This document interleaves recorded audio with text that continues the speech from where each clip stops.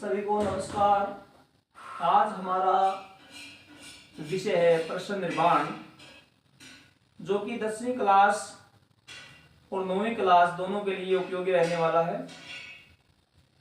इसमें आपसे जिस प्रकार से पूछा जाता है उसके लिए दो शब्दों को रखा जाता है, रेखांकित पदम आद्रीत्या प्रश्न निर्माण कुरुत, जैसे यहाँ लिखा हुआ है, और एक लिख देते हैं स्थूल पदानी आद्रीत्या। तो बच्चों को सबसे पहले ये समझ में आना चाहिए कि रेखांकित पद क्या होता है और स्थूल पद क्या होता है।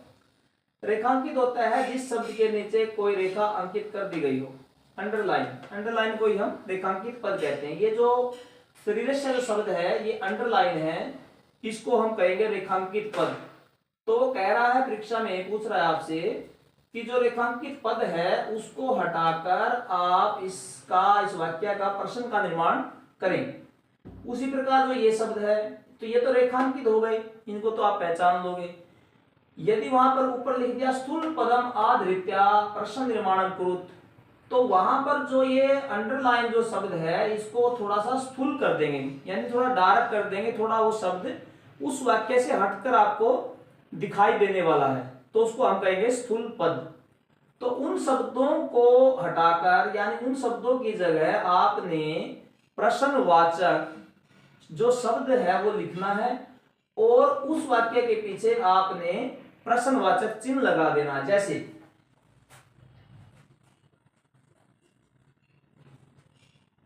जैसे पहला ही वाक्य हम लें श्रीरस्या, तो यहां पर इस जगह को हम खाली छोड़ देंगे। पहले हम उस वाक्य को ज्यों का त्यों लिख लेंगे, सुखाय करम व्यायामः इति कथ्यते, और पीछे हमने इसमें क्वेश्चन मार्क लगा देना है।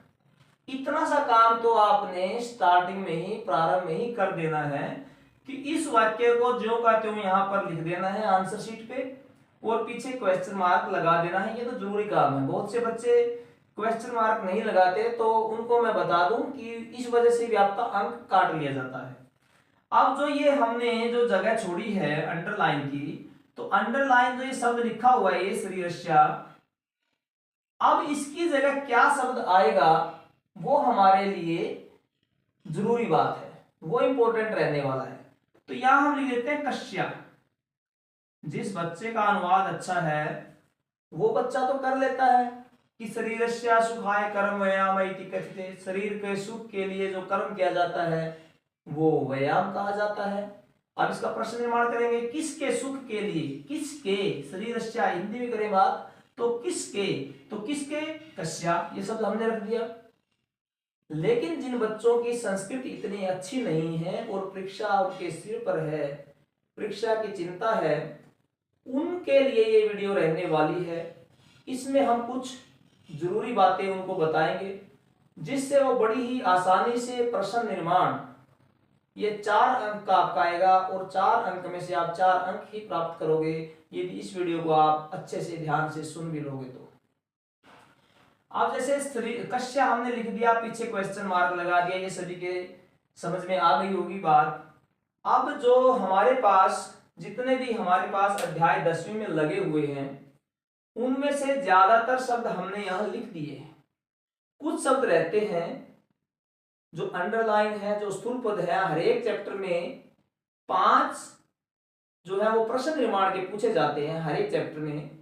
तो आपके यही लगभग 40 के लगभग ये प्रश्न निर्माण के बनते हैं।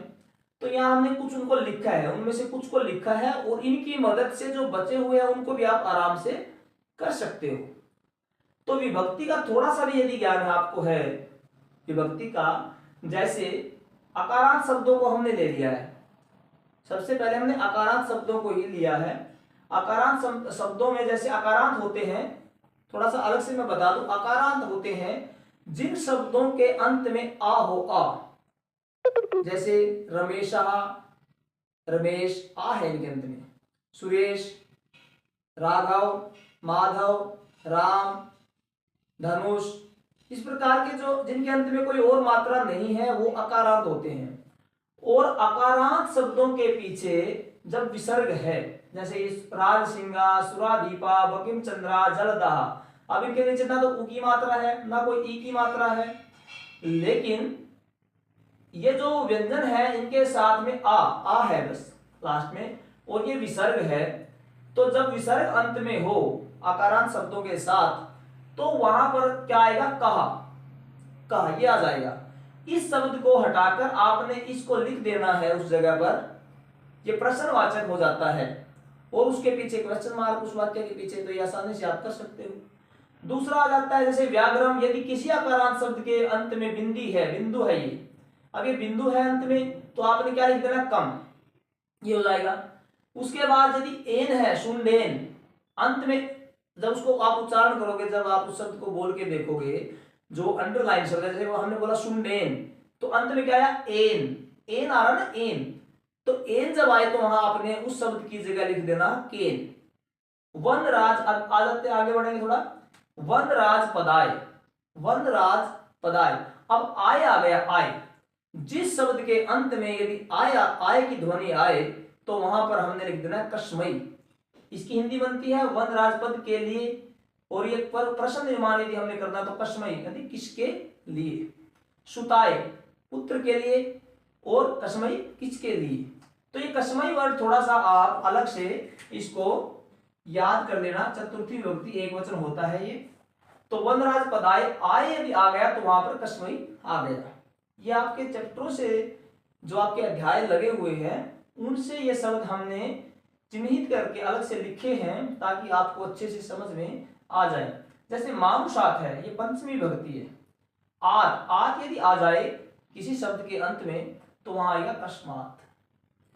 चोरस्या, तत्वार्थस्या, ग्रामस्या, नगरस्या, यदि किसी शब्द, कोई शब्द यदि प्रश्न निर्माण के लिए कोई वाक्य आपको दिया गया है, और उसमें अंडरलाइन जो शब्द है, यदि उस शब्द के अंत में आधा स और या, जैसे ये लिखा हुआ है यहाँ पे, चोरस्या, तत्वार्थस्या, नगरस्या, ग्रामस्या, विद्यालस्या, रामस्या, सुरेशस्या, इस प्रकार से यदि आधा से और ये हो, तो उस शब्द को हटाकर उसकी जगह आप कस्य लिख दो, और पीछे उस वाक्य के क्वेश्चन मार्क लगा दो, तो वो आपका प्रश्न निर्माण आसानी से बन जाता है। उसके बाद आता है चत्वरे, लोके, वने, सप्तमी विभक्ति में।